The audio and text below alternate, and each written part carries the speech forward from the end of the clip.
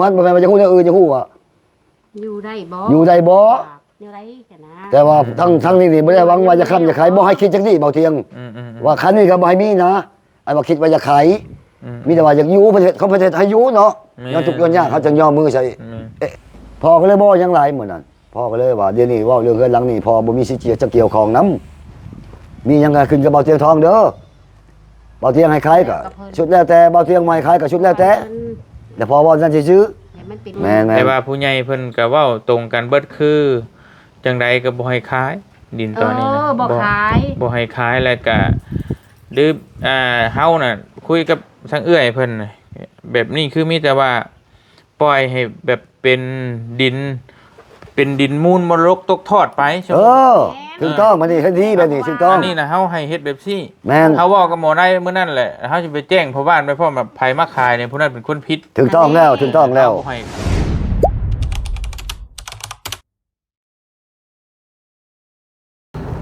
ไปพี่น้องเอ้ยเนาะมื้อนี้เฮาก็มาบ้านโนนสันพี่น้องเอ้ยเมืองไซบุรีแขวงสะวรรณเขตเนาะกับทักทายสบายดีพ่อแม่พี่น้องเบิดสุขุสุคนคือเก่าพี่น้องเอ้ยมื้อนี้เฮากลับมาบ้านโนนสันพี่น้องเอ้ยเนาะตามที่เฮาได้เกริ่นไว้เมื่อคืนนี่แหละมาคุยเรื่อง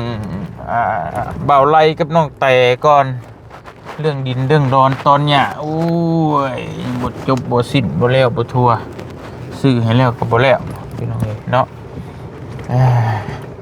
ไปเดี๋ยวมาคุยกับพ่อกับแม่บ่าวไล่นี่แหละเพิ่นอาจจะอยู่เฮือนอยู่บ่ดูว่าจังได๋จังบ่เตียงก็เดี๋ยวสิเข้าไปเบิ่งอยู่เฮือนในพุ่นถ้าว่าเพิ่นบ่อยู่เนาะเพิ่นเนาะทางก็ยากเรื่องราวก็นุ่งตุงนวดตั้งแต่น้องแต่เลิกลากันกับเบาไล่พุ่นแหละพี่น้องเอ้ยวันนี้มันดินดอนต้นหญ้าก็ผู้นั้นก็ว่าสิให้ผู้นี้ก็ว่าสิให้ผู้นั้นบ่เตียงก็เว้าไปในคลิปก่อนนั่นแล้วว่าบ่ให้ภายคือให้2คนอยู่นำกันก็ชัดเจนแล้วพี่น้องเนาะแต่เพิ่นก็ยังคาราคาซังอีหยังก็บ่รู้เป็นตึก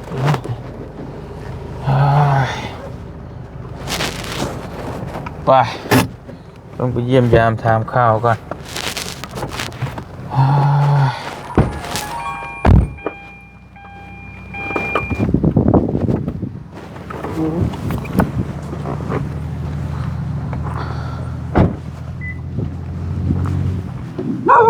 โอ้ย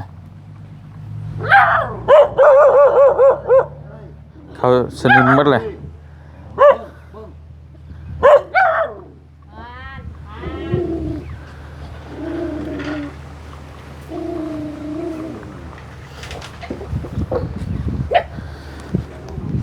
เป็นหนาวป่ะบุ้งหดคนมึงนี่ไปโอ้ยามดอกบกครบก็ได้แล้วแหละหมดมาแต่หึงเนาะแปรแปลนไปเลยป้าโธ่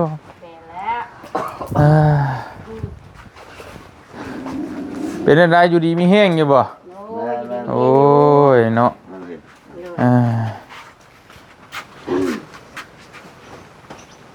ลูกหลานไปใช้บ่เลยสบายดีเด้อตู้เด้อไปงานมันอ่ะไปเฮ็ดนอนป่านอนดงเป็นเดือนพวกไปนอนกับมีปูไม่ได้นอนกับมีมานั่งพี่ติโตมานั่งพี่ก็ได้ยันบางรถมานั่งพี่ก็ได้นั่งกูครับกระตูบหน่อยนั่นไผอยู่กระตูบหน่อยกระตูบหน่อยได้กระตูบหน่อยนั่นแหละหน่อยลุมนะเกิดครัวกินหน่อยตัวนี้ว่าจะเป็นครัวไปเช็ดครัวยังไม่แล้วมาวันนี้จนมีระบบระเบียงเนี่ยเนาะเลยมานั่งดูเนี่ยมาพี่ก็ได้มันยันกล้องมันบ่เห็นเลยนะมุมกล้องบ่เห็นเลยโอเคได้แหละพี่น้องเอ้ยโอ้ยบนมาจะเฮิงแล้วเป็นในไหนคือว่านึงตึงตืดอยู่เฮาก็เลยโอ้ยบัดลงไปใต้หาก็ขึ้นมาหาก็บ่สบายเฮาก็ได้หาก็ไข้นี่ ก็เลยเพิ่นว่าให้เขามาถามมึงเป็นได้ไดวะทางเฮาเรื่องไรมันนั่นก็คือกันกับเบาเตียงหูเนาะทุกสิ่งทุกอย่างแต่ว่าพอเรื่องอีแท้นี้แล้วมันก็หลายแนวที่เราจะพกแต่อีแท้ก่อนเดี๋ยวพอเด้อปึ๊บอันนี้พอกับแม่น้องไล่พี่น้องเอ้ยเนาะบางคนผู้ที่ติดตามใหม่เพิ่นอาจจะทันได้ฮู้นะพ่อแม่ของน้องไล่แม่แต่ว่านี่แหละเฮือนหลังนี่ก็เบาเตียงแหละมาซอยตั้งแต่ตะกี้แต่เฮิงนั่นแหละพี่น้องอ่ะบางคนเพิ่นทันได้ติดตามก็อาจจะทันได้ฮู้เนาะก็เลยแนะนำก่อนว่าทางพ่อแม่ทางเบาไล่แต่มันบัดนี้ทางเบาไล่กับน้องเตหันเลิกกันไปแล้วแต่บัดนี้มันมาคุยเว้าเรื่องที่อยู่อาศัยฮั่นมองดินนอนตอนหญ้าฮั่นในณตอนนี้นะก็เลยมันมามีปัญหากันละหองละเฮงตั้งแต่ตอนเลิกล่ากันพุ่นแหละแต่เฮาก็บ่ได้เข้ามาตอนนั้นก็ลึงตึงตืดอยู่กับเฮาก็อยู่ไกลตอนนั้นก็ขึ้นไปเหนือบ่ไปทางดวงพระบางพุ่นก็ได้ยินแต่ข่าวก็เลยบ่ได้เข้ามาแต่ให้พ่อลองเว้าเบิ่งก่อนก็ได้ด้วยต้องพ่อนี่บ่ยังหลายอันนี้ด้วยมีแต่อยากฮู้ว่าเฮือนนี่แล้ววังไรเนาะกับแกนี่ไผไปผิดไปถือก็บ่หมายว่าอยากค้ำอยากขายบ่แม่นว่าอยากเฮ็ดจังซั่นจังซี่ก็บ่ทันว่าเจ้ามีสิทธิ์ข่อยมีสิทธิ์บ่ทันว่าแต่มีแต่ให้ทาง FC นั้นหรือว่าทางเบาเตียงนี่ก็คิดเบิ่งว่าไผไปถือไผไปผิดเนาะจังซั่นอย่าว่าเฮือนนี้ก็บ่มีปัญหาหยังเนาะก็คือว่าบ่ได้ว่าอยากค้ำอยากขายให้ FC ช่วยก็ให้อยู่ก็ตายใจว่าอยากอยู่อีหลีก็ย้อนว่าทุกข์ว่ายากเนาะจังย่อมือใส่ FC ในเมื่อมันเป็นเช่นมากกับมันน้องมาแนงเนาะเจ้าก็โทรมาว้าวมาด่ามาป้อยเนาะมาเสียดมาสีทางอีแท้ก็ดีเนาะแล้วว้าวเรื่องเฮือนนี่แหละบ่แม่นทางอื่นเนาะจังซั่นแหละพวกเฮานี่ก็เลยเว้ากันไปเว้ากันมาก็มีแต่ว่าอยากฮู้แนวเดียวนะเดี๋ยวนี้นะแต่อยากฮู้ฮั่นบ่แม่นว่าอยากฮู้แนวอื่นอยากฮู้ว่าอยู่ได้บ่แต่ว่าทั้งนี้บ่ได้หวังว่าจะค้ำจะขายบ่ให้คิดจังซี่เบาเทียงว่าคันนี้ก็บ่ให้มีนะไอ้ว่าคิดว่าจะขายมีแต่ว่าอยากอยู่ประเทศเขาประเทศให้อยู่เนาะย้อนทุกย้อนยากเขาจังย่อมือใส่ FC ไปช่วยแล้วบัดนี้เว้าเรื่องค้ำเรื่องขายแล้วบ่ให้เบาเทียงคิดอีกมีแต่ว่าอยากอยู่เนาะนั่นสิซื้อจังว่าอยากฮู้คันเว้าว่าในเมื่อมันเป็นไปแล้วทางอีแท้ก็ก็ไปแล้วก็เป็นไปเสียก็ยาดอกก็บ่เว้าดอกไปคนละทางเดินทางคนละเส้นแล้วอันนี้มันยังจะว่าซั่นจังซี่ก็ยกตัวอย่างว่าคือสบุญเนาะอันนี้เว้าขอโทษนะเบาเทียงเด้อลงมามื้อวันที่15เนาะแม่นบ่ลงมาวันที่15ก็ไผลงมาก็อย่ายอมรับหมดบ่ติแต่ว่าบ่ให้เอาเรื่องอีแท้นี่มาเว้าอันนี้บัดมาแบบว่าสบุญไปเว้าเนี่ยก็สิมาน้องมาแหน่งกันมื้อนั้นโย FC ให้มาถามเบิ่งได้ว่าเป็นจังไดว่าซั่นทางผู้ใหญ่ใจดีทางผู้ใหญ่ใจดีเพิ่นให้เว้าเรื่องเฮือนเรื่องซันอันนี้อีแท้นี่มันก็น้องกระแตนี่ก็มีสิทธิ์มีส่วนโอ้ยเว้าหลายนะสบุญเว้านะถ้าว่าจะขาย FC บ่คิดในนั้นเรื่องขายแล้วก็แบ่งปันกันก็ได้มีสิทธิ์หมดแล้วมื้อนั้นมื้อเป็นเรื่องที่มิตรอีแท้ปบเมื่อเนาะโทรมาหาพ่อนี่ตอน 10:00 นไป15เนาะเพราะว่าเว้าถูบ่เตียงพังได้บ่แม่นว่าบ่เตียงยังบ่ฮู้เนาะบ่แม่นเล่าคำเก่าเด้อแล้วบัดนี้แต่โทรมาแล้วเบิ่งวงดึกแล้วเฮายังบ่ได้ติดตามเรื่องเว้ารถเบิ่งวงดึกเลยได้เบิ่งวงดึกเลยรถยังวะเฮาว่าเจ้าพ่อเอ้ยมันเอาดีอยู่เฮานี่อยากขายเฮือนขายเฮือนหลังใดวะอันนั้นเฮือนตัวเบาเตียงนั่นเพิ่นมาสร้างกันแล้วพ่อก็เลยบ่ยังหลายมื้อนั้นพ่อก็เลยว่าเดี๋ยวนี้ว่าเรื่องเฮือนหลังนี่พ่อบ่มีสิทธิ์จะเกี่ยวข้องนำมีหยังก็ขึ้นกับเบาเตียงทองเด้อเบาเตียงให้ขายก็ชุดแล้วแต่เบาเตียงใหม่ขายก็ชุดแล้วแต่พ่อว่านั่นซื่อมันเป็นย้อนยังแม่เว้ามันเว้าเฮาปะกันได้กับไผน่ะนะ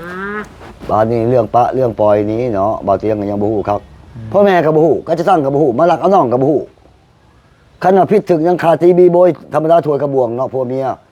แล้วเถื่อมันมีอันใดอันหนึ่งขึ้นมาก็ต้องมาหาพ่อหาแม่ก่อนผัวน่ะไปนอนป่าผัวไปนอนป่าบางไรเนี่ยไปเฮ็ดงานไปบ่เตียงบ่ได้มาเมียอยู่พี่กับน้องมามื้อแรงมาว่าปะกันแล้วเรื่องมันแต่นั่นเรื่องราวมันนั่นไปนำหยังก็ไปช่วยเวียกพ่อย่า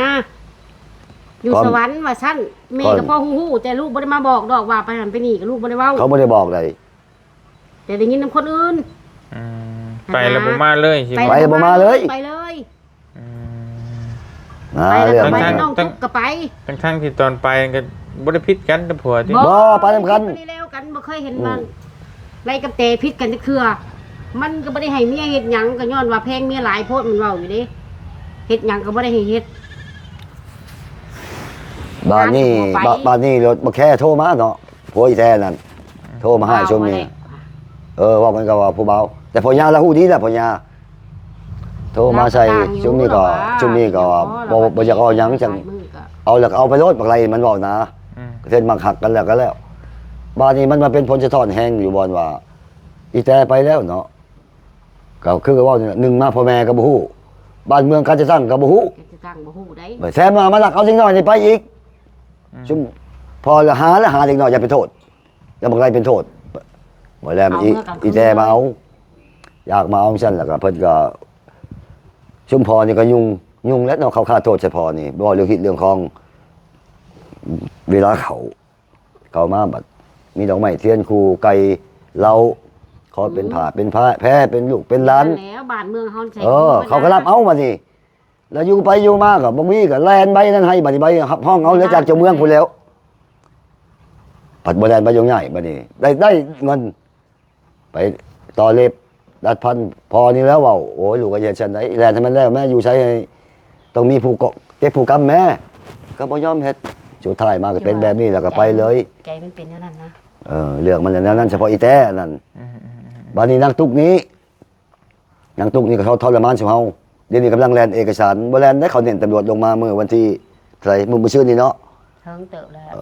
ว 2-3 มื้อลงมาเว้าเรื่องก็บ่แม่นแต่อีทุกดอก หลายคน เบิดบ้านเบิดเมือง ที่ว่าไผบ่มีเพิ่น ไผ เฮ็ดนะ ไผบ่มีเขาก็ให้เฮ็ดมีผู้หับห้องต้องต้อนให้มีหัวตีนไปนอน บ้าไหนมาจากไส เลยมาเน้น เมืองไหน พ่อก็ได้แลนเอกสาร เขาก็บ่มีเงินบ่มีคำนี่แหละเขาก็เฮ็ดจังไดเฮ็ดจังไดพ่อก็บ่มีเงิน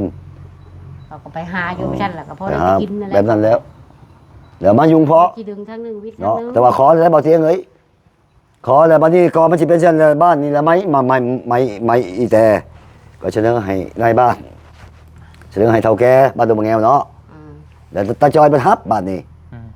ฮับแล้วสิรับเอาเงิน500,000หมู1โตรับแล้วบ่เฮ็ด บ้านเขานะลาออกว่าซั่น ไผก็คือกัน ลาลักบ้านลัก บัดนี้แล้วเขามันนี่พอบัดนี้เงิน500,000กับหมูตัวหนึงกัน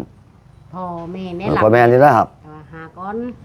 เรื่องมันนะแล้วเป็นแบบนั้นเดี๋ยวนี้ละยุ่ง ก็ยู่ โอเค เอา มีแต่ว่า อืม เรื่องมาตุ้งมาตืดอันนั้นแหละก็เดี๋ยวจึงว่ากันเนาะเดี๋ยวก็แต่ว่าเรื่องโมเตกับโมไรนี่ยังจบแล้วบ่หรือว่าได้เพราะบ้านมันยัง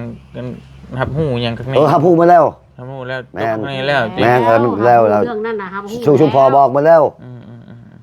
นะเขาฮับพูดแล้ว ต่าง อัน คน นี้ ต่างอัน แม่น อันเชียร์ให้ไพ่จังไรอันนั้นตัวนั้นเขายังบริจาคได้ตัวอันโมเตกับโมไรนั่นได้เชียร์เรื่องหยังบ่ปะกันบริจาค นี่นี่แหละ ได้หยังแบบว่าจังซี่เด้อบ่เตียง นี่เขาเลี้ยงฮิตชื่อ ทางแม่สิเล่าเด้อบ้านนี่ในเรื่องเสียเรื่องหยังนะบ่ได้เสียว่าถ้าว่าแม่เว้าว่าถ้าว่ามันเป็นจังซี่ก็เว้านางบุญแหละว่า เอาอันในบ้านนี่ว่ากันจะตั้งมาเว้าเป็นหยังนางบุญมาเคลียร์มาหยังกันให้มันตรงมันแตกให้เขานี่ถูกต้องคองกันให้เขาคืนมาหากันแม่เว้าน่ะบัดนี้แหละนางบุญละว่าบ่แม่ว่าเอาจังซี่ก็ได้ว่าน้องเตเพิ่นขอว่าให้เว้าสองคนเพิ่นก่อนจบได้ดีสองคนได้ไปบ่เอาหยังกัน นี่ ในบ้านเขาจึง เพิ่น ให้ เว้า นะ แต่ในบ้านเพิ่นยังบ่ได้เป็นนั่งเว้านะแม่จะความเดี๋ยวนี้เพิ่นก็ยังให้แม่ว่าแกงข้อนไก่ม่วงเลย เป็นยัง เรื่อง ไง น้อยเรื่องใหญ่ก็อยากฮู้เพิ่นเว้า เป็นยังไงพอขอบเขิงก่อนศึกษาก่อน เวลาเขามายังให้รับฮู้เพิ่นว่ามันออกมันเข้าแล้วบ่ฮู้เข้าแล้วฮู้ออกบ่ฮู้สีใดเพิ่นก็ยังได้ติ ที่จริงมันก็ต้องผ่านนั่นแหละ แน่ มัน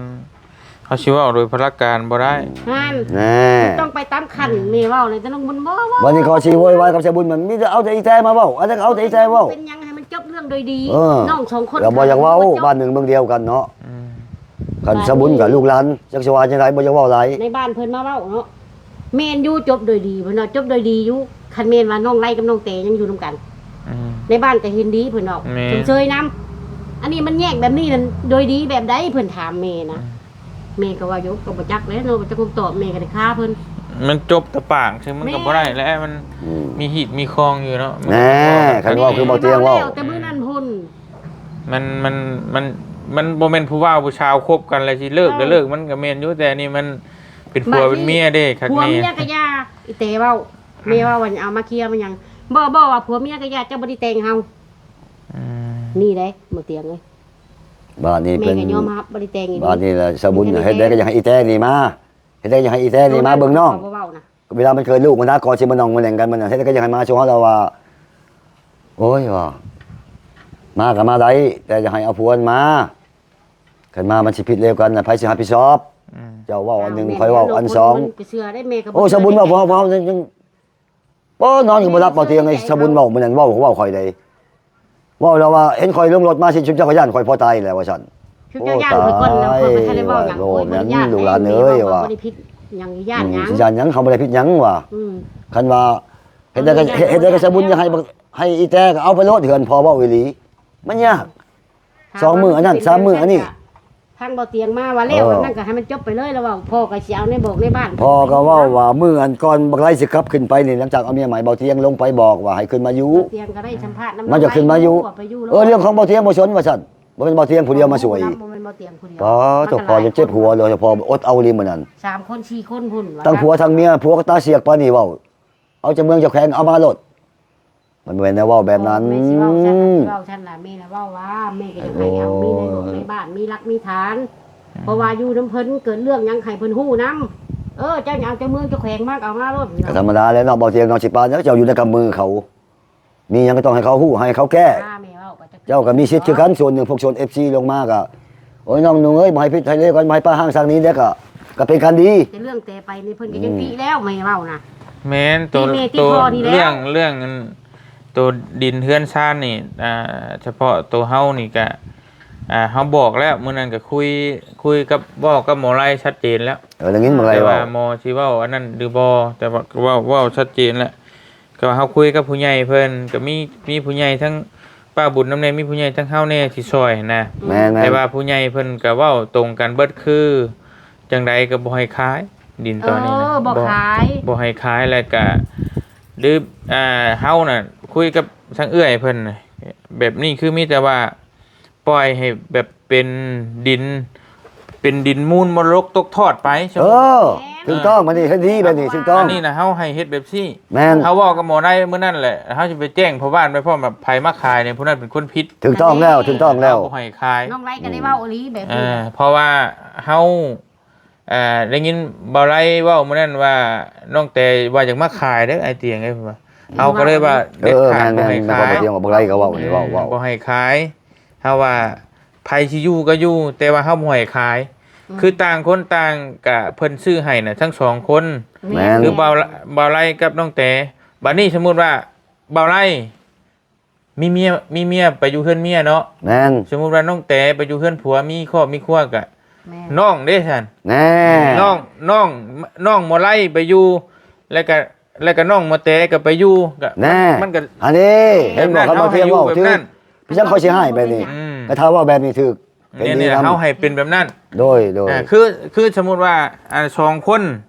สิมาอยู่ร่วมกันมันก็เป็นไปบ่ได้เนาะ โอ้ แม่ สิเอาสองครอบครัวมาอยู่ร่วมกันบ่ได้ บ่ได้ แล้ววันนี้ก็ตัดแหละเขาก็คือสิบ่อยากมาอยู่นั่นแหละคือหมอไล่ก็คือสิคือยากหันนะสิมาอยู่แล้วสิหมอเตก็สิมาอยู่มาเห็นหน้ากันแล้วก็คือสิ แน่ คือสิยาก นี่ บัดนี้แหละก็หมอตุ๊กกับ ใช่ หมอชัย เออ ก็ต่างคนต่างก็เป็นน้องกันแล้วก็เขาจะอยู่ก็ให้เขาอยู่ แน่ แต่สมมุติว่ามันฝ่ายใดฝ่ายหนึงอันนี้ว่าพื้นว่าอนาคตแหละ มันตกอัพมันไปบ่รอดมันยังมันก็อยากมาขออยู่ก็อยู่มาอยู่ก็อยู่ก็ได้หั้นนะอนาคตเพราะว่ามันก็อันเฮือนเพิ่นก็ซื้อให้ทั้งสองคน แต่ถ้าได้ดิบได้ดีแล้วก็ไปเลยบ่เป็นหยัง ไปมันเนาะ แม่นไปมันคือให้มันเป็นมรดกตกทอดที่ว่าหมอแตกอะน้องนุ่งเด้ซะหมอตุ๊กหมอติ๊กก็ยังอยู่แล้วก็มาอยู่หันอยู่นํกันหันนั่นน่ะแต่ว่าเฮาบ่ให้ขาย แม่น เพ ถูก ราะว่า แล้ว ดินนี่นะตอนนั้นน่ะมัน40คูณ40เมตรพี่น้องเอ้ยซื้อน่ะ20,000 บาทคือได้หาซื้อตอนนี้นี่ใช่บ่มีไปขายดอกแล้วมันบ่มีอีกแล้วแม่น แต่แค่ไปขายกินบ่ได้บ่เตียงคือบ่ให้ขาย แม่น เนาะแต่ว่าเรื่องอยู่นั่นคือมีชิดทั้งสองฝ่ายที่อยู่ได้บ่เฮากับบ่บักแบนว่าผู้ให้ผู้นั้นให้ผู้นี้บ่ คือน้องทั้งน้องเตจะมาอยู่ก็อยู่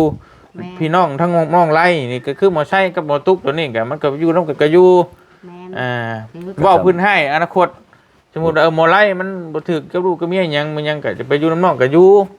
มันแบบไผจังมาอยู่ก็อยู่หั่นน่ะแต่ว่าบ่ให้ขายแล้วก็บ่ให้ว่าให้ผู้นั้นแต่เพียงผู้เดียวผู้นั้นผู้ใดบ่ก็บ่ได้ผู้ใหญ่เพิ่นให้ป้าไว้หั่นเพราะว่ามันอนาคตมันบ่มีไผฮู้ดอกว่ามันสิไปรอดแม่นบ่ได้แม่นรู้ตอนเจ้าอยากไปหมอนี่ก็เจิดพุ่นเจิดพี่ เว สุด ลา ท้ายมันก็นั่นแหละ เวลา ไปบ่รอด ผิดไปแล้วก็ให้หนีไปซะเนาะบัดเวลาไปก็บ่ผิดก็คืนมาก็บ่ว่ากัน แม่นถ้าเจ้าได้ดิบได้ดีเจ้าไปเลยไปอยู่น้ำครอบครัวสร้างครอบครัวใหม่เลยก็แล้วไปก็บ่เป็นหยังกันน้องนุ่งหั่นแหละอยู่มรดกตกทอดไปเป็นน้องนุ่งหันประมาณนั้นแหละคือเฮาเว้ากับมื้อนั้นชัดเจนแล้วว่า สิแม่นอ้ายหรือแม่นน้องกันยังเป็นคนวงเดียวอยู่ แม่นแม่น ยังวงชาคณะอันเดียวอยู่ แม่น อยู่ถูกต้องก็รอดมานี่แหละ เพราะว่าชื่อมันก็มีสองคน แม่น แล้วบ่ให้เพราะว่ามันขายบ่ได้อยู่ได้เด้จังใดก็บ่ให้ขายอยู่แล้ว แม่ แม่นไผอยากอยู่อาศัยก็อยู่แต่ว่าเว้าเรื่องมาค้ามาขายนี่มันบ่ได้บ่เตียงสิไปแจ้งในบ้านว่าแล้วว่าห้ามขายเพราะว่าเฮาได้ยินมื้อนั้นว่าน้องแต่อยากมาขายเฮาว่าบ่ได้ แม่น เด็ดขาดตัวนั้น โทรมา ขาย พอ บ่ได้ อี นั่ ก นแหละเดียวนี่น่ะ ช่วงฮอดบ่แม่นจะชวนจะขายอีแต่เป็นผู้ชักชวนโอนต้านขาย นั่นแหละ คืออยู่ดงแมวก็ขายได้ดิแม่นแล้วว่าแน่ อันนั้นยาเขามัน อืม อันนั้นเฮาก็ปล่อยไปแล้วมันเป็นชิดที่ว่าของเพิ่นผู้เดียวชื่อให้แหละก็เฮาบ่เว้าแหละตัวนั้นก็ฮู้อยู่ก็ยาแต่ว่าอันนี้มันสองคนน่ะบ่ได้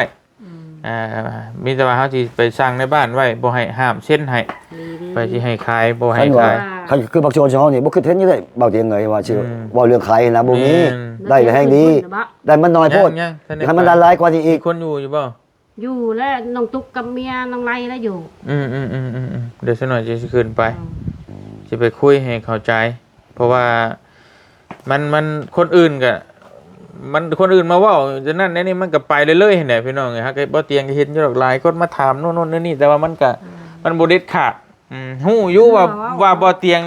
ให้บ่เตียงเข้ามาแล้วมันเด็ดขาดเด้กะ ก็แม่น มาถามมันถามบ่เตียงก็เบิ่งในคลิปอยู่จะคือว่าไปเฮ็ดหยังเฮาฮู้อยู่แต่ว่าเฮาทันได้ว่างมือเฮาทันได้มาเนี่ยเฮาสิมาบอกแต่ว่าเฮาบอกกับหมอไล่ไปชัดเจนแล้วว่ามื้อนั้นน่ะห้ามขายพายจากมาอยู่ก็อยู่ พังอยู่ ดินตอนนั้นน่ะพายจากอยู่ก็อยู่ พาเมียมาอยู่นะฉันมันก็บ่กล้ามาอยู่มันก็ว่าสิให้น้องอยู่ตะกี้น่ะแกเพิ่นใหม่อยู่แม่เอ้ยว่ะ บัดนี้พี่น้องทางเมียบ่ไรก็เห็นดีให้ขึ้นมาอยู่พี่ มันก็ขึ้นมา อย่างเขาถูกเขาทับคนบ่อยู่ นั่นแหละ บอกว่าได้บ่เที่ยงเอ้ย แม่น อืม อยู่รถพายจากอยู่ก็อยู่คือเพราะว่าหมอตุ๊กก็อยู่เป็นชำครอบครัวเดียวกันอยู่แล้วนี่ก็ เขา อ อยู่ ยู่ นำกันแหละ เขาถือกันอยู่ เขาชำเนกับลูกคนเดียวนี่น่ะ อืม เขาบ่ผิดบ่เถียงกันหร ท่าน อก น่ะเฮาคุยกับผู้ใหญ่น่ะแบบนั้น อ้ายก็ให้อยู่นะหันแต่เขาบอกอยู่เขาไปลงอยู่ก็ตอกน้อยเขาหะ ก็แม่นแล้วอยู่กันบ่ถือกัน ก็ว่ามันสมมุติว่ามันหลายครอบหลายครัวก็แล้วแต่เขามีมาหาได้เขาจะปลุกอีกอันหนึงก็ปลุกก็แล้วแต่เขาอันนั้น เรื่องเขา แต่ว่า เนาะ ก็ให้อยู่นํกันแต่เรื่องของเขา ยู่กัน มันก็กว้างอยู่เด้ แม่นี่ มัน นะ จะปลุกอีกบางหนึงก็แล้วแต่เขา แต่ว่าให้อยู่นํกันหัน อ้ายว่าห้องนึง ผู้ใดผิดผู้ใดเลวผู้ใดบ่เข้าใจผู้ใดจะไปก็ไป แต่ว่าผู้ใดจะอยู่หันก็อยู่ หลายคนลางเทื่อ แม่น ลางเทื่อว่า เจ้าไปบ่ขออยู่เผาเงินเผาชาน ประมาณ มันว่า นั้น ไว้หลายคนจะเข้าถูกเพื่อนแถวนี่แหละ คือ ไม่ได้ว่าได้ คือน้องหมอแต่มันก็มีตั้ง2-3คน แม่นนะ ผู้ใดยังไม่อยู่ก็อยู่บ่แม่นแต่ว่าหมอตุ๊กหมอติ๊กก็มาตั้งแต่เอื้อยมาอยู่น้ำเอื้อยก็อยู่ก็สิเป็นหยัง มึงบ่เกี่ยวกัน ให้มา นั่นหมอแต่ก็ตั้งแต่มันไปบ่รอดว่าสมมุติว่าไปน้ำผัวใหม่บ่รอดเด็กมาทวงข้าวมาอยู่น้ำน้องน้ำนุ่งก็มามันบ่มีหม่องอยู่หม่องเช่าก็บ่ได้ผิดหยังบ่ได้ว่าหยังแม่นผู้นี้ทั้งนี้ก็อยู่นั่นแหละผู้ใดมีมาหาได้ผู้ใดสมมุติว่าร่ำรวยไปมื้อหน้าซะหาได้แล้วก็ไปสร้างทางใหม่ก็แล้วแต่ก็ป้าไว้ให้ผู้บ่มีอยู่หั่นน่ะประมาณนั้น คือเดี๋ยวนี้เนาะเมียของน้องไล่นี่มันบ่เข้าใจเนาะ มันได้ยินข่าวว่าคือชบุญถามมันแม่ว่าอันเมียน้องไล่น่ะมาอยู่นี่น่ะเจ้ามีสิทธิ์บ่ว่าเรือนหลังนี้ว่ามันก็บ่ฮู้แหล้วมันเว้าเฮาก็บ่ฮู้มาอยู่ผู้ป่วยซื้อ คนคนได้7-10นี่นะบ่เที่ยง คนบ่อยากปานใดหั่นน่ะ คนบ่อยากบ่ได้ 70จังได้เฮายังบ่เคยเห็น บ่ได้ เบิ่งมันได้ยินมันก็วุฒิ คนบอกครั้งแรกคันว่าบ่เที่ยงมาแล้วบ่ให้พบให้แลนเด้อบ่ให้ย่านเราบ่ให้ดอกบอกครั้งแล้วมื้อเช้านี้ก็ บ่ บอก ยังดอกเฮา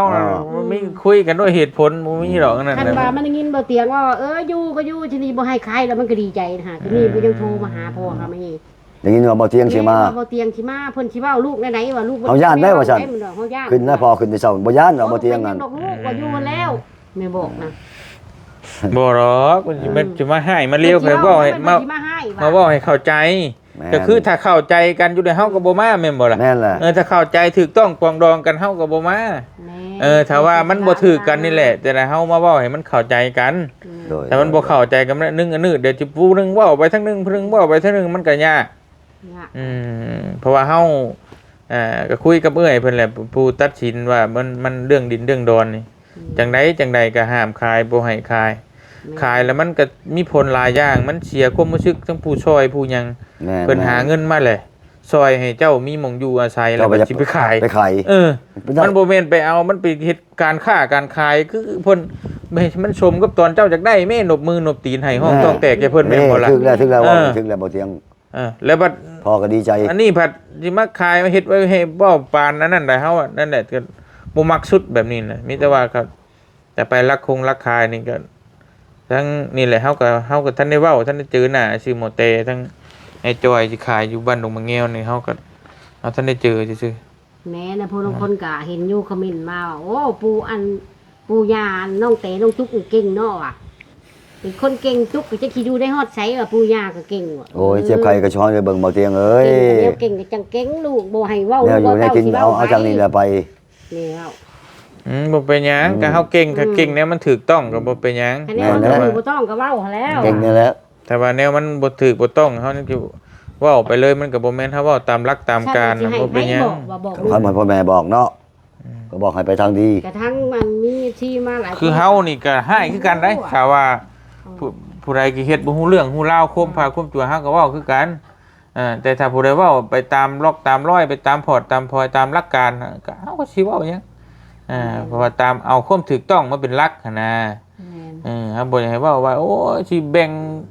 สั้นแบ่งชี้ว่าต้องให้ผู้นั้นฮักเลือกที่ฮักมักที่สร้างมันบ่ได้แบบนั้นเฮาต้องเป็นกลางเฮาสิเลือกผู้เลือกพี่บ่ได้เฮาต้องเป็นกลางเฮาต้องเว้าให้เข้าใจมีเหตุมีผลบ่แม่นสิว่าโคมพระโคมจั่วบ่ได้เนาะจะเว้าหยังก็เว้าบ่ได้เฮาต้องเอาเหตุผลมาคุยกันจังให้มันเข้าใจกันตัวนั้นก็ได้มีแต่แบบนั้นแหละถ้าใครมาถามกับคนอื่นก็มีแต่ว่าเว้าไปแบบเฮาเว้าเพราะว่าผู้ใหญ่เพิ่นน่ะคุยกับเฮาแล้วก็คุยกันข้างในแล้วว่าให้เฮ็ดแบบนี้บ่ให้เฮ็ดเป็นอย่างอื่นคือให้อยู่ให้น้องทั้งสองคนน่ะอยู่ยกตัวอย่างคือหมอไล่มีแนวเฮ็ดได้หยังหรือไปอยู่เฮือนเมียแล้วไปอยู่พุ่นเดี๋ยวให้น้องอยู่หมอไส้กับหมอตุ๊กอยู่ก็อยู่บ่ได้ผิดบ่ได้แม่นหยังหมอแต่มันไปบ่รอดกลับคืนเต้าโค้งมาอยากมาอยู่น้ำน้องน้ำนุ่งก็อยู่คือเก่าก็มีสิทธิ์ทั้งสองคนคือเก่าแต่ว่าบ่มีสิทธิ์ขายทุกกรณี เฮ็ดเสมอควรตัวเลขขึ้นมาเนาะอยู่ให้ตามระเบียบหลักการ ผู้ใดสิขายในแม่นภายใดภายหนึ่ง ทุก ขาย กัน บ่ได้ นี่เขาเบยไว้ได้นี่ถ้าว่าบ่แล่นบ้านใหญ่มานี่ถ้าว่าเป็นคนอยู่คนแดงมาเวลาแต่เขากินงัวตัวนึงเนี่ยเขาบอกคนในบ้านพุ่นได้บอกเขาจะจอยพุ่นได้ฮอดบ่เฮ็ด เว้าเบิ่นเลยนะ เว้าหมด ในบ้านเว้าเบิ่นเลยมื้อนะ สองบ้านเว้ากันเลย ชื่อไปก็ฮอดบอกลูกบอกเต้าครับจะไปไส ยังว่าฮ้อนใจอยากให้มัน ก็เพราะปานนั้นแหละจอยก็ฮู้อยู่คนแบบใดก็ จั ได้ กว่าโอ้ยคิดว่าโอ้ยลูกเอ้ยพอไปพุ่นเด้อมาพี่เด้อก็บ่บอกว่าดองเอ้ยเบิ่งฝากลูกฝากเต้าเด้อทันทีก็เว้า จักไปอยู่ไสตอนนี้เฮาก็ยังบ่ฮู้เลยไปอยู่บ้านเมียบ่ บ่ บ่ได้จัก บ่เที่ยงคู่คักแล้วบ่ เขาว่าว่า เอา ไปทาง เด้อ มาเฮือนพ่อนี่เอาตำรวจเนี่ยมา มาดิ เอาเมียมันเหล่าเนาะแม่นบ่แล้วบ่มีเงินแต่งเราแต่งเอาแต่งเอาแล้วไปติดเชื้ออีนายนั่น เมียน่ะแต่งเอา เมียแต่งได้บ่เที่ยงเอ้ยแต่งเอาตาจอยได้มีควายตัวนึง มันธรรมดา มีตาจอยหาไว้ควาย1ตัวเอาวันไม่ใช่นางขะดองมานี่แหละกับตำรวจ ยังหาบ้าน โอ้ยพวกเฮาบ่แม่นเรื่องพวกเฮาได้นี่ว่าเพียงแก้วดอง2ชั้นสิได้ว่าแล้วไปติดอีนายหัวโลนนั่นเดียวนี่เอานายหัวโลนมาแล้วก็ ไม่ได้นะ พบอีนายอุ่นนี่บัดนี้ถ้าเมียพบนี้เขามานำมาเฮือนพี่นะ เขามาพี่บอกผม อย่าเอาอีนายหัวโลนพบนี้จากนายอุ่นนายอุ่นเอาใบในมะเร็งใช่ว่า คนแบบนั้นก็ยังได้ฮอตไลน์เมียเนาะโอ้ยสัตว์เลย ได้หลายนะ ยอม บุญเราเนาะ พบเดี๋ยวนี้อีติ๊กอีมิกก็อยู่พุ่นแล้วเดี๋ยวนี้มันโทรมาอยู่ อยู่ปากเทศตอนนี้ แม่น บ่ ว่าจังซั่นได้ยินนะ บ้านตาจอยนี่อยู่ดินต่อแผ่นได้บ่เตียงเอ้ย ดินโตเพน ดินตัวแพ ดินตัวแพนว่าคักแล้ว อีติ๊กก็อีมิกไปเฮียนว่าขวมไป ว่าไทยเอาไปเลี้ยง ไปไทยผู้ ไปเฮียนอยู่ไทยว่ะ ใช่เดนเนาะ แม่นแล้วดินต่อแผ่นได้ ดินโตเพนก็ใช่เดน เพราะว่า พอคนไทยเนาะแม่บ่คนไทย จักเกี่ยวกับแม่บ่หรือพ่อแหละคนไทยเรานะ แม่รู้แต่ว่าแม่นี่สิเป็นจักแม่นพ่อหรือแม่นแม่เป็นคนลาว บ่ฮู้ แต่ส่วนหนึ่งน่ะเป็นคนไทย เราคักอย่างนี้แต่เขาเว้าดอกแม่นหรือบ่เขาก็เว้าตามเขา เพราะมันวอนเราก็เว้าอยู่บ้านดงแงเราก็โอ้เฮ็ดแบบนี้บ่เป็นแล้วเราว่าเนาะตายแล้วตาจอยเราว่าอยู่ไสสมุนุโคตัวเล็กบ่มีบัดเป็นมาแบบนี้ลูกเต้าไปสู่ลูกสู่พัวก็ล้มกันคักกับพวันเป็ดนะครั้งแน่นี่แห ก็ ละ ยากกันแหล้ว อย่างนั้นคืออยู่บ้านนี้แหละนี่เขามาจี้อยู่คอยนี่ อันแรกตะกี้ก็ว่าให้เป็นรักเป็นทานก็ซื้อที่ให้อยู่หัน บัดนี้ใบเขาบ่มีแดนให้ก็อีแท้เอาไปล่ะ เขาฮับเลยได้ เขาฮับเลยได้บางทีก็เป็นเขามาฮับได้ทอดแต่ชุดนี้โบราณจะได้ ง่ายมากชื่อไหน เส้นจากเมืองมาข้างแน่ได้จนมาเสนอพ่อแม่พี่ได้แต่อีแท้เอาไปเลยเดี๋ยวนี้คันอีแท้บ่เอาไปก็สิง่ายอยู่ จุกบ่ได้เล่นไม่อีกบัด ลูกได้แลนด์ไหมบัดนี้บ่แลนด์เมื่อตำรวจลงมาจี้ล่ะ ใช่เนาะโอ้ บ่แม่นว่าจี้แต่อีลูกดอกไผเราหลายคนแล้วบาดเนี่ยก็ดีบ่มีใบยงง่ายมาสู่ลูกสู่เมีย เขาก็มาเว้าพ่อเว้าแม่ได้ลูกเจ้าน่ะ ถามอีทุกว่าบ่มีเงินโย ถา ค่าม เล มาย ได้จุกมันก็ทำถามไปจังมันบ่ฮู้เนาะ ว่าเลย พอบัด ก็เฮาก็ยังว่าอยู่มามื้อนั้นไปตกใจเพิ่นอ้าวว่ารอกถูกว่ะหากก็ใช้ชุงนี้ว่าหั่นยังเล่นแก้เปยอยู่ว่าเงาผัวแล้วบ่น่ะโอ้ยหัวเฮอยู่แล้วสะเนาะ คันแบบนี้นะบ่เทียมไม่คิด ถ้าว่าบ่เอานี่มันจะไม่มีโอกาสอีทุกนี่เนาะพระเจ้าไฟสิเบิ่งสิแยงพอมันก็ไปเลยเด้มันขึ้นไปละอันละแนวแต่บัดนี้เอาผัวแบบมีผู้เลี้ยงผู้เกินเนี่ยคือนี่แล้วก็ไปหายได้งาน บ่ก็ดีคือกันเด้ ดีคือกันมันจังนี่แหละมันจังบ่เว้ายากนี่แหละนี่ นั่นน่ะ สมมุติว่าอนาคตหมอไล่บ่อยู่แต่บ่อยู่กับขะชองคนมันก็ถึกแล้ว ถึงแล้ว ผู้นั้นก็น้องผู้นี้ก็น้องผู้นั้นนั่นก็จบ แล้วจบกันถูกต้อง นั่นแหละประมาณนั้นถ้าเขาได้ดิบได้ดีก็ดีใจน้ำเขา แม่น สมมุติว่าหมอไล่อยู่เฮือนเมียมันได้ดิบได้ดีมันก็ก็แล้วนะสมมุติว่าหมดแต่ไปทั้งพุ่นมันมีครอบครัวได้ดิบได้ดีก็ก็ดีใจน้ำเขาก็ให้น้องอยู่ตอนนี้ก็จบแค่นั้นแหละก็ประมาณนั้นแหละที่มันช่วยนั่นก็ได้ โดย ก็คือเฮือนแบบนี้ก็คือกันเนี่ยสมมุติว่าเนาะ แม่น เฮาผู้เฒ่าผู้โอ้แหละก็อนาคตตกก็เป็นลูกหลานไปอยู่ไป แม่ แม่ สมมุติว่าบ่เห็นเฮาก็มีแต่นั่นแหละมันก็สิมีหยัง แม่น แต่ว่าตัวขายนี่เฮาสั่งแท้ๆตัวนี้บ่มักแท้ โอ้ยจะคอยบ่คิด แต่ว่ามันขายมันคือแบบมันหักหน้าผู้ใหญ่โพด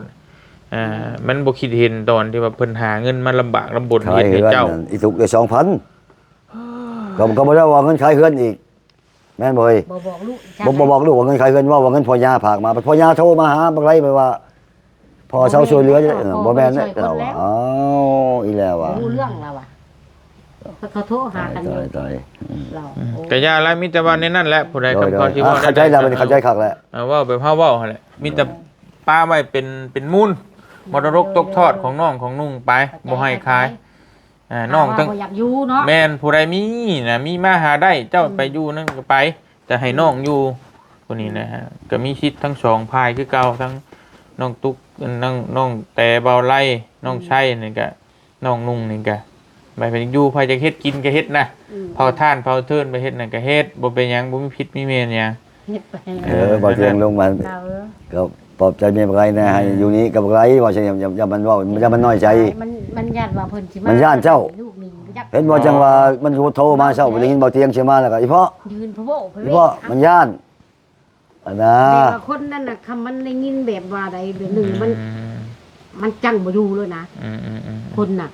ก็บ่เป็นหยังเขาสิไปบอกให้เข้าใจแค่นั้นแหละบ่เป็นหยังดอกใครดอกบ่เตียงลงไป คนเว้า ใครดอกบ่เตียงลงไปมันก็สิอุ่นใจอยู่ดอกมันก็สิแล้ว คือกับหมอไล่มื้อนั้นก็คือจะหมอไล่ว่ามื้อนั้นเขาก็บอกแล้วเขาเข้าใจแล้วยันหมอก็คิดหนักเขาก็บอกว่าตัวมาอยู่ก็อยู่โลด แม่ได้ยินมัน น้ บ อ อง ก น้องนุ่งจะมาอยู่ก็ให้มาอยู่แต่ว่า มันน่ะบ่กล้า ผู้ใดที่มาขายเนี่ยบ่ให้ขายว่าเฮือนหลังนี้ มันบ่กล้าทีแรก มันว่าเฮาเอาเมียใหม่เนี่ยเพิ่นใช้อยู่บ่อันนะ บ่เป็นหยังอยู่ก็อยู่โลดเพราะว่ามันอยู่เพราะว่าเฮาก็อยากคือจุดประสงค์เนี่ยก็ ก็เพิ่นชื่อให้หมอแต่กับหมอไล่อยู่เนาะ แม่น แต่ว่าหมอแต่เพิ่นบ่อยากอยู่เองเลยเป็นคนเลือกไปเองก็แล้วแต่หมอนี่ยังอยาก เอ อยู่ อเห็นบอกโอ้ย ครับ หมอนี่บ่เป็นคนอยากไป อืม ถ้าหมอไล่เป็นคนไปเอาเมียใหม่แล้วกลับควรขึ้นมาตัวนั้นก็อาจจะเว้ายากอยู่ตัวนั้น ผม ก็ เป็นคนอยากอยู่ว่ากันยังไงฉันเป็นคนอยากอยู่ อืม มันไปอยากอยู่ แต่ว่าหมอนี่เนี่ยเป็นคนก็บ่ได้หนีจากเฮือน แต่หมอแต่ไปเป็นคนไป แน่ แต่ว่า ถึงแล้ว ที่ว่าหมอนี่บ่กล้าอยู่มันก็บ่ถือก็อยู่รถ แม่น แต่หมอนี่ไปเอาเมียใหม่ก็จริงแต่ว่าหมอแต่ไปเอาผัวใหม่ป้าก่อนแม่นบ่ล่ะ แม่น แต่ว่า สิทาเจ้ากลับมามันก็ แม่น สวยเวลาเนาะ นั่นแหละแต่ว่าเฮาบ่เข้าข้างไผดอก ถึงแล้ว ไปผิดก็ว่าผิดถือก็ว่าถือ พ่อแม่ก็ดีใจได้ยินบ่เตียงเว้าแบบนี้ แบบนั่นแหละ แม่น แต่ว่าถ้าคือสมมุติว่าแม่นดูแต่หมอนั่นผิดเต็มแต่ว่าเฮาก็ยามันคือบ่ว่ามันให้มันไปแต่ว่ามันไปบ่รอดจังค่ามันอยากมาอยู่จะให้มาอยู่เพราะว่าผู้ใหญ่เพิ่นซื้อให้ก็ซื้อคิดเห็นทั้งสองคนหั่นนะ แม่น เพิ่นก็บ่ได้ตัดบัดนี้แบบว่าเฮาสิเทกหัวหนี้แล้วมึงบ่ต้องมาใกล้ก็บ่ปานนั้นแต่มึงไปบ่รอดบ่หยังน่ะก็จังโค้งตาวขึ้นมาก็อยู่นำคือเก่าแต่ว่าทั้งนี้น้องยุ่งก็อยู่นำอึกกระทึกอยู่หั่นแล้วก็แล้วแต่ไผจะอยู่ก็อยู่มันก็กว้างอยู่บ่เป็นหยังถ้าไปได้ดิบได้ดีเลยก็ดีใจนำนั่นแหละประมาณนั้นแหละ โดย ก็บอกเพิ่นเด้อ โดย ให้เข้าใจกันก็บ่มีหยังดอกซำนั้นแหละหมอไล่บ่ได้อยู่บ่หรือว่า ไปปลูกอ้อย อยู่แต่หมอตุกติ จุกกับเมียเพิ่นแหละจุกกำลังหมวยอ่ะ ป้าชายเดี๋ยวจะขึ้นไปหาเพิ่นเว้าให้มัน นั่ เข้าน ใจ ๆอยู่ ก่อน เขา เด้อ เว้า โดย ได้ยินเขาเศร้า เตียงว่ามันก็ดีใจนะ มันดีใจดอกเขาได้ยินบ่เตียงเว้า มันย่านเลย มีแต่ว่าคันนั้นก็ไปถ้าเจ้าก็บอกพ่อบ้านไว้ตืม สิบอก ถ้า เหมื ว่า อน ถ้าว่าตั้งแต่เฮาก็เขาว่านึงยันว่าเพิ่นบ่อยู่เฮือนนะ บ่วีนี่เวลานี่พบยาก แม่น เพราะว่าจีนมาลงทุนอยู่นี่เด้ 9 โมงยังบ่ได้มา9 โมงคืนน่ะ มีแต่ว่าเจ้าพบก็แจ้งเพิ่น แม่นพอเฮ็ดเวียกร่วมกันอยู่ บ่วีนี่ล่ะบ่เป็นพี่เก่าล่ะบ่ มีคือเก่าเลย เพราะว่าบางเทื่อตอนเร่งพุ่นเรามาพี่น้องเนาะแล้วก็ 9 โมงพุ่น อืม สิไปพบดอก มีแต่ว่าบอกว่าเฮานี่บอก โดย ถ้าผู้ใดอยากมาขายมาหยังน่ะห้ามทุกกรณียันว่ามีทั้งนั้นอยากมาขายมานั่นนี่บ่ได้เพิ่นบ่ให้ขายไปซั่นเด้อ โดย แต่จะมาอยู่เลยอยู่ได้ยันว่าในบ้านไปลงกลน่ะเป็นในบ้านเช่นให้น่ะบ่ได้ โอ้ย โอ้ยเรา ตัวนั้น เฮ็ดบ่วีเฮ็ดเด็ดขาดแล้วมันก็เว้าอยู่ แต่มีหยังต้องถามเฮาก่อนแต่ว่าเฮาให้ขายได้จังขายแต่ว่านี่เอาคลิปเฮาไปให้เบิ่งก็ได้เอาประกาศชัดเจนว่าบ่ให้ขายทุกกรณีให้ในบ้านแจ้งในบ้านไว้ภายลูกหลานทั้งนั้นทั้งนี้มาอยู่ได้ทำมาหากินเฮ็ดกินได้นะมันเป็นประโยชน์ได้หลายกว่าที่ขายนะ แม่น ปลูกผักปลูกหญ้าปลูกหยังนี่เฮ็ดมันดูได้เลยมันยิ่งดินคู่มือนี่มันหายากแพงๆน่ะเป็นราคาน่ะเจ้าขายเจ้าจะไปซื้ออยู่ไสได้ แม่น จำนั่นแหละ ดี ไป ใจ เถอะเด้อโอเคเข้าใจแล้วเนาะ เข้าใจ โดยเดี๋ยวสิขึ้นไปพูดก่อนเดี๋ยวสิขึ้นไปบอกเขาก่อน เอาจังแล้ว โดยนั่นแหละอยากเอามาให้เข้าใจกันแล้วก็จังมันสิได้อันบ่มีเรื่องมีราวกันโดยนั่นแหละไปฮะเอาโทรศัพท์มาเฮาแหละมึง นก นกยัง นกกระทา อันเฮ็ดไข่ขายบ่สร้างเลี้ยงเนาะอาหารมันเบิดแต่พอ ใหญ่ไว้ได้บ่เตียงเอ้ย พออาหารมันเบิด วัน แต่ แรกมันได้สิไปซื้อ แปลวมันมาใช้ชื่อมา อยู่ ใช่ จังค่ำ บ่ โอ้ยบ่เขาเรียกบ่แม่นไงใครมันเขาเก็บไว้เลยทีละคู่2คู่หอนมาหลาย อะไรขับไปเลยเนาะ คนไทยซื้อตัวนึง 2,000 กีบได้ เขาคิดโตนี่ พวกนั้นพันแล้วมันใครจะเอาก็เบิ่งหมด จักเดือนอันนี้น่ะ ใช้หาก็ได้สักวันนึง อันนี้ได้ สักวันเอามา บอกมาเลยได้ บอกมาเลย เอาเลย แกออกจากไข่แล้วเอามาโดด ขับดูเนาะ มีตู้บอก ขับพี่น้อง เป็นอยากหานะ ขับถ่ายอยู่เนาะ เดี๋ยวไปซื้อไป อยาก ซื้อ ดูอาหาร ไปชาวบ้านเตียงก็ขอตัวเดินทางกลับก่อนพี่น้องเนาะก็โดยแล้วก็บ่ได้มาเยี่ยมยามตะเฮิงแล้ว ไปเพื่อนหลังนี้ได้ไผอยู่ค่ะ บ่มี ที่แล้ว ผู้เดียวแล้ว อันนี้ก็บ่เตียงนำมาเฮ็ดให้ มีห้องน้ำห้องในเรียบร้อย เราก็ไปหารับจ้างทำงานให้เรา กินผู้เดียวเราได้ เอ เมีย ก็มีแต่เมียเราได้อยู่ติ แม่น เมียอยู่ อื ผู้เดียว ม แต่พันตายเลยที่ไว้ 9 โมง10 โมงนึงเถื่อเราก็มา โอ้ยเนาะ คืนจะ10 โมงคุณเราจะไหนมาแล้วหากินข้าวกินน้ำ เรามานอนซื่อ อืม ตื่นมาเราก็ไปเฮ็ดเวียกกับหมู่เลยตัดออก อ ตัด ยู่ อ้ ก็ อย สิได้กินหยังกันอยู่เนาะผมไปหาเฮ็ดหลายเฮ็ดงาน นั่นแหละก็นั่นก็บอกแล้วเขานั่นก็อยาวลูกเต้ามาอยู่นำก็อยู่รอดก็มีลูกมีเต้าก็บ่เป็นหยัง ลูกเราก็อยู่เฮือนเขา ว่าพื้นมันนั่นแหละอีโตนเนาะเนาะ แต่น่าสงสารเราอยู่เราอยู่คนเดียว อยู่ผู้เดียว อยู่ไทยพวกอยู่เดียว ไปสกลับกันเด้อ โดย โดยอยู่ดีมีแฮง ไปบ่เตียงก็ขอตัวเดินทางกลับก่อนเดี๋ยวบ่ได้กลับดอกสิไปหาทั้งน้อง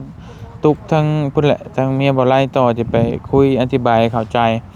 เรื่องราวที่มันเกิดขึ้นบางคนเพิ่นบ่เข้าใจแล้วมันดึกตึกดึกนองอยู่เนาะบ่เตียงได้คุยกับเอื้อยเพิ่นแหละว่าดินดอนตอนหญ้าตรงที่บ่เตียงซื้อให้ผู้ใหญ่เป็นสะพานบุญในผู้ใหญ่เพิ่นแหละ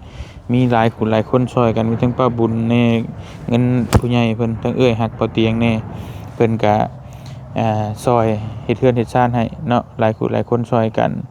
แล้วบัดนี้มันช่องคนเขานัดเลิกกันแล้วบัดนี้ก็ดินดอนน่ะสิตกเป็นของไผว่าซี่นะเพิ่นก็ของใจบ่เตียงก็มาบอกเพิ่นนะบ่แม่นของไผก็ยังเป็นสองคนคือเก่าถ้าสองคนบ่อยากอยู่แล้วก็ให้น้องนุ่งมาอยู่ก็จบแค่นั้นแหละก็ยังเป็นของเก่าคือเก่าเนาะพี่น้องเนาะห้ามขายทุกกรณีไผอยากมาอยู่ก็อยู่แต่ว่าบ่ให้ขายพี่น้องเอ้ยไปสำหรับคลิปนี้บ่เตียงขอตัวเดินทางก่อนอยู่ดีมีแฮงเบิดสุขทุกคนสบายดีเด้อพี่น้องเด้อบ๊ายบายไป